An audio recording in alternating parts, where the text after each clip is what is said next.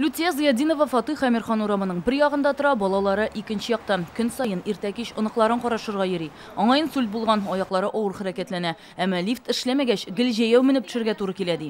Бик әйбәт булыр, бик әйбәт булыр. Андый лифтлар шуның өчен эшләнгәндер дә безнең кебекләргә. Менә шушы вакытларда вообще эшләми. Эшләгәнен күргәнем юк. Монысы Хусейн Ямашев урамы янындагы җиресте кичүе. Лифтка илтә торган юл кардан чистартылган, димәк эшләвенә өмет бар. Ишеге дә ачылды. Без менә Әмирхан урамындагы лифтта икенче катка мендек. Әмма монда хәзер ишек ачылмый. Менә кнопкага басабыз. Ишек ачылмый. Калдык. Әмінә Комаров һәм Карбышев урамнарындагы җәяүлеләр чыгурыннарында лифтларның конструкциясе генә бар. Җайланмасы юк.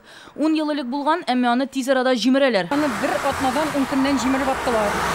Монда тагы бер остановкадан соң тагы бер күпер бар. Анарга тоже ясадылар. Аны тоже җимереп аттылар. Шуңа күрә без инде бик борчылабыз. Менә яңаны ясасалар, ул торыр микән, юк микән? Бик авыр. Тем более менә бу кыш вакытында бик авыр.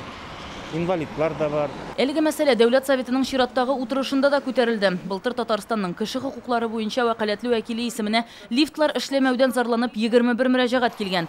Казанда хәзер 56 лифт бар. Шуларның 46-сы эшли диләр. Рәсми мәгълүматларга караганда 10-сы тизек түгел. Ә бу чынлыкта да шулаймы? Biz үзебездә күрәбез менә Каразали Амирхана һәм Чистопольский урамында бер яктан лифт эшли, икенче яктан уже онда эшләми. Оннары менә үзләренең санитарный состояние турында лифтларны аны да әйтергә кирәк. Чөнки менә бу начар надпислар бар, без күрәбез, грифасы онда бар. Аны да чистартырга кирәк. Чөнки көн сайын бит шундый күп кунаклар килә. Оннары үзебезгә дә ул матур түгел. Кеше хәтта эшләгән лифтның да тышкы кыяфәтеннән куркып утырмаска мөмкин ди вәкил. Аларның торышы өчен Казанның тышкы цикләндерү комитеты җавап бирә. 2021 елда әлеге лифтларны карап төзәтеп торуга 10 миллион сум акча бүлеп бирелгән. Бу елда шулай ук, әмма комитетта әйтүләренчә бу гына җитми. Кайбер лифтлар кыйммәтле детальләргә мохтаҗ. Икенчеләрен вандаллар җимереп китә диләр. Все остальные выходят из строя по разным причинам. Сәбәпләр төрле. Кайберләрнең видео күзәтү камераларын, күтәрелү механизмы элементларын җимерәләр, кабельләрне урлыйлар, пыялаларны ваталар. Бу хукук бузулар гел кабатлана, шуңа лифтларны даими ремонтларга туры килә. Ә кыш айларында тизекләндерү киңәш ителми, шуңа ремонтны күпмедер көтәргә туры килә.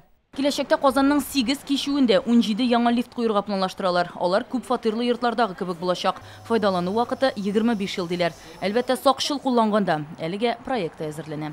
Рания Абдрахманова, Раил Галявов, Данил Филатов, Яңа гасыр каналы.